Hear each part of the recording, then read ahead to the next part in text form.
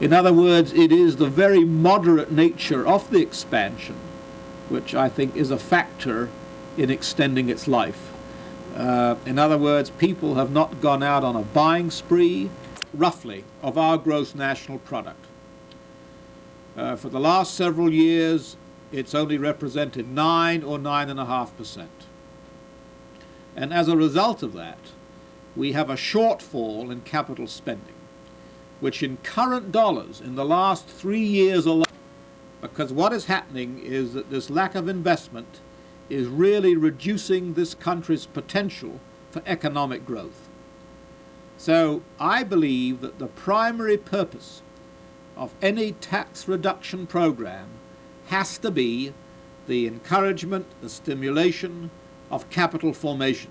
I think this by far has emerged as the most pressing, the most compelling economic problem in the country. Now, sort of politically speaking, I've no doubt that the thing to do is to give 2/3 of any tax cut to individuals. But I think if one is looking to the country's longer run economic health, I would like to see the tax cut really split 50-50. I'd like to see at least half going to business, half to individuals. What size of a tax cut?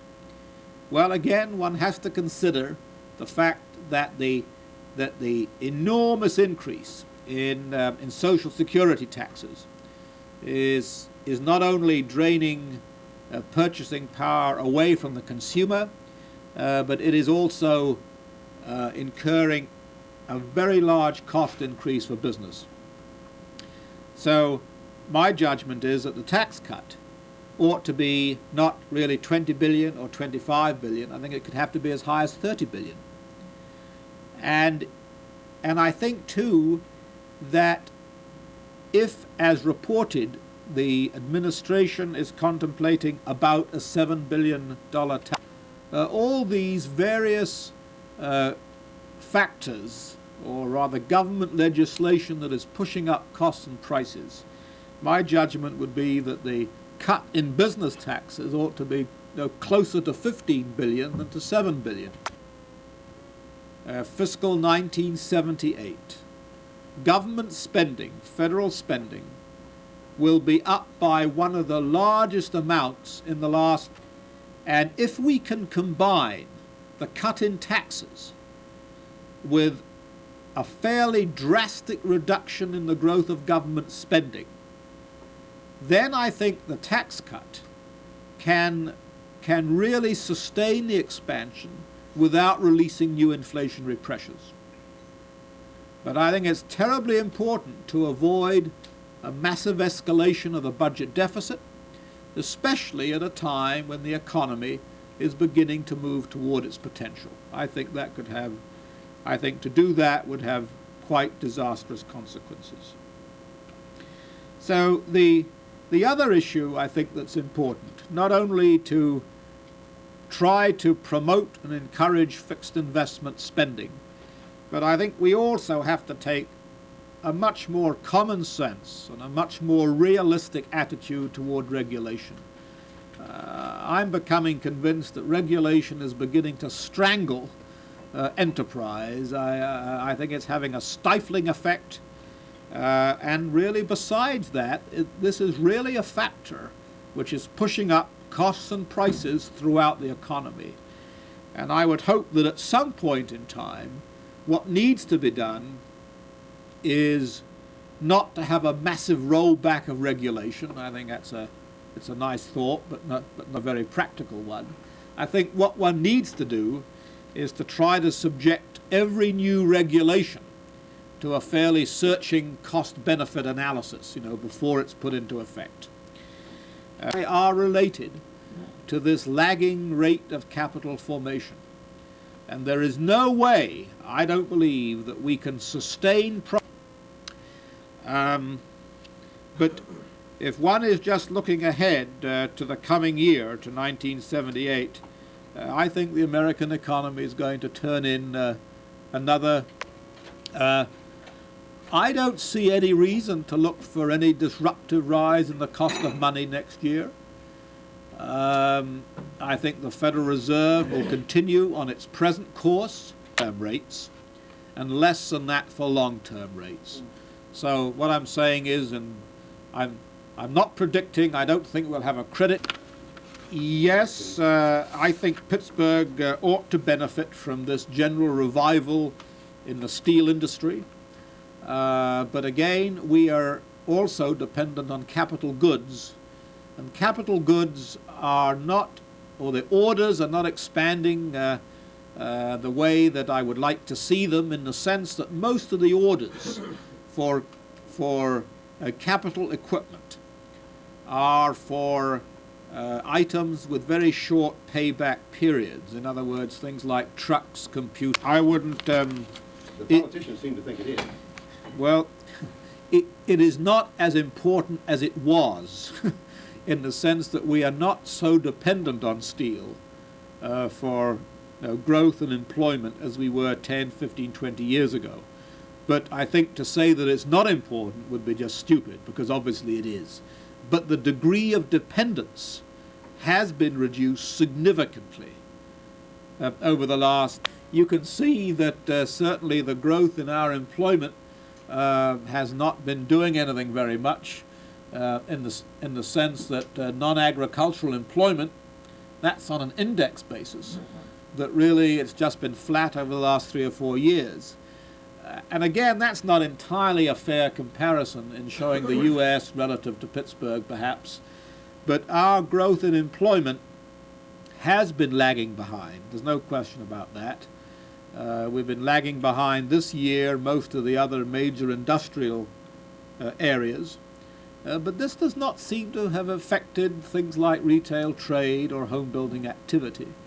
And I would look again for some pickup in the Pittsburgh area next year. I think manufacturing employment may be up perhaps by 1,000 or 2,000, but I wouldn't look for any spectacular improvement. Non-manufacturing really is our great hope, I think, for the coming year, and I think we might see an increase of about 6,000. So with some luck, employment in the area should be up next year about roughly 9,000 people, 9,000 people. The unemployment rate ought to go down because our labor force isn't growing. And I think that the unemployment...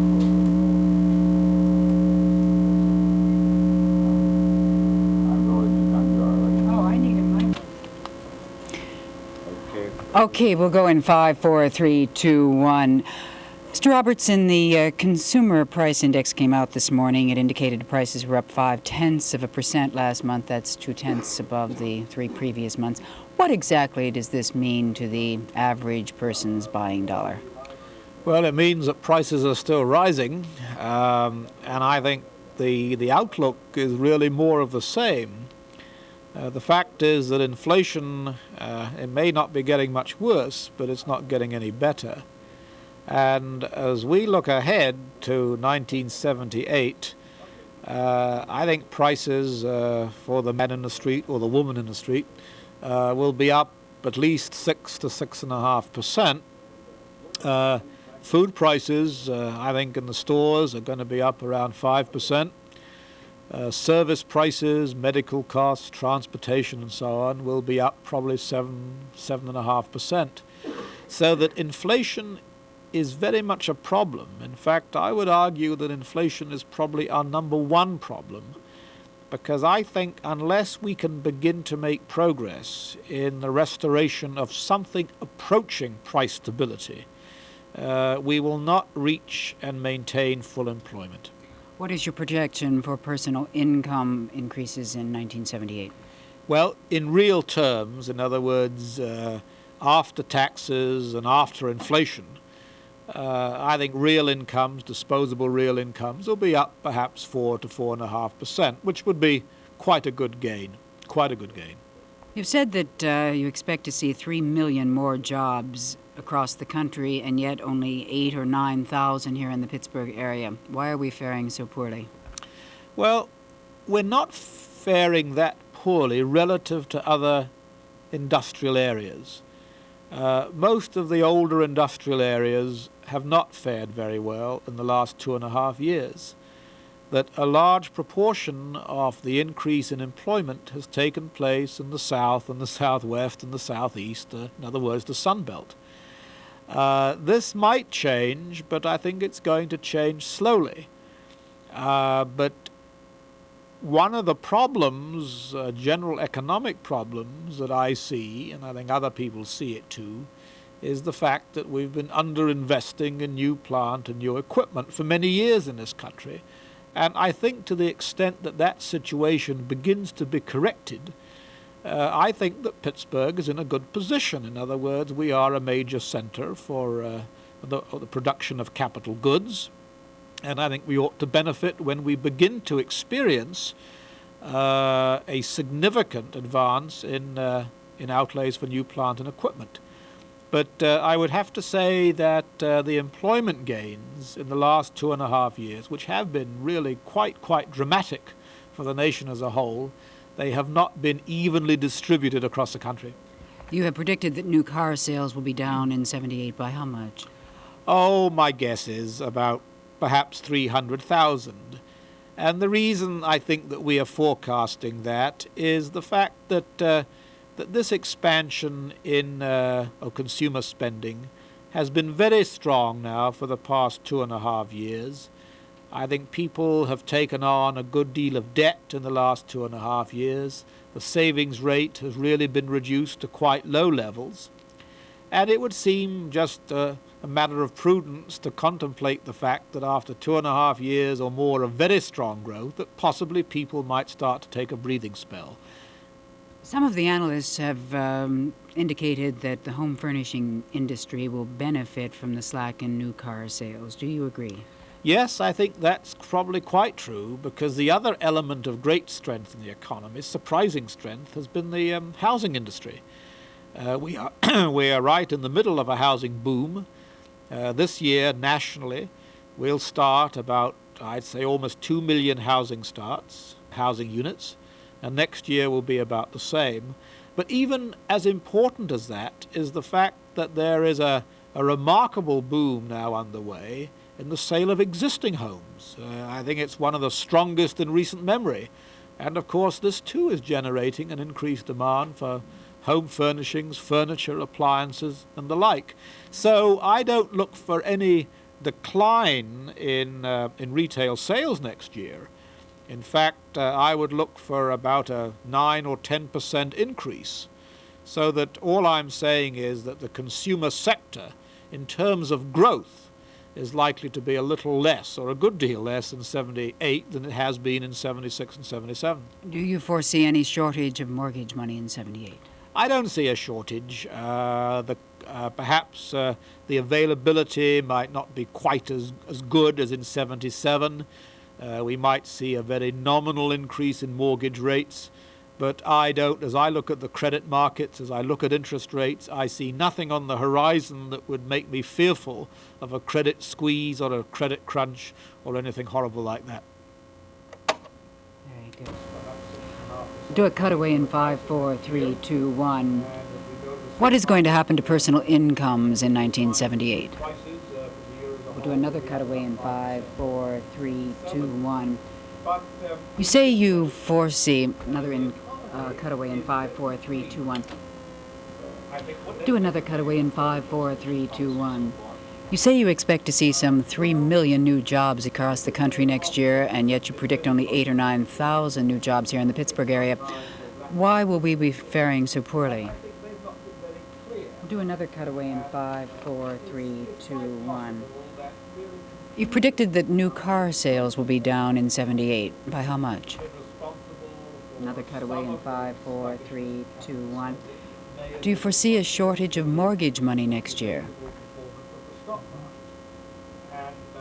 I can only hope that when the tax cut proposals are finally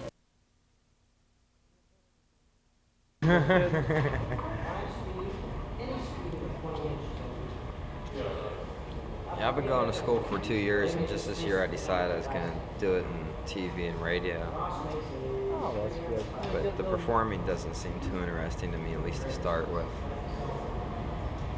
Get a good record of it as much as you can of the whole thing. Yeah. Well, see, the good thing about this is they have a publicly broadcasting TV station from there, so I can do everything but be an engineer. You know? Hey, that's good. All it takes is me putting in the time, you know? Yeah, pick up as much experience as you can on it. I was really bummed because when I started going to school, I found out KDKA didn't have any kind of training program that I could try to enter into. Most of the big stations don't. Usually you have to start at a small station or a school station. Right. Like that. I'm getting to understand a little bit more about how they do these things. Oh, so you don't understand it after you've been in the business for 10 years.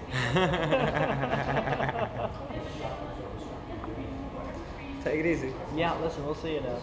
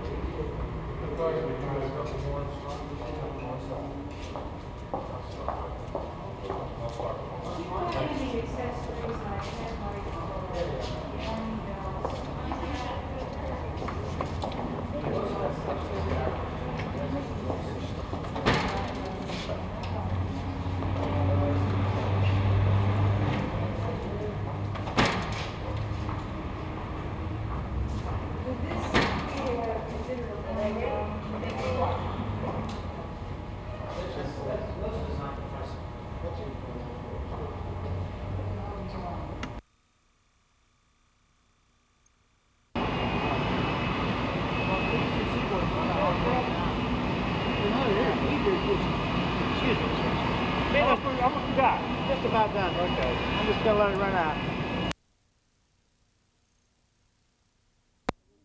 Those followers of the prophet.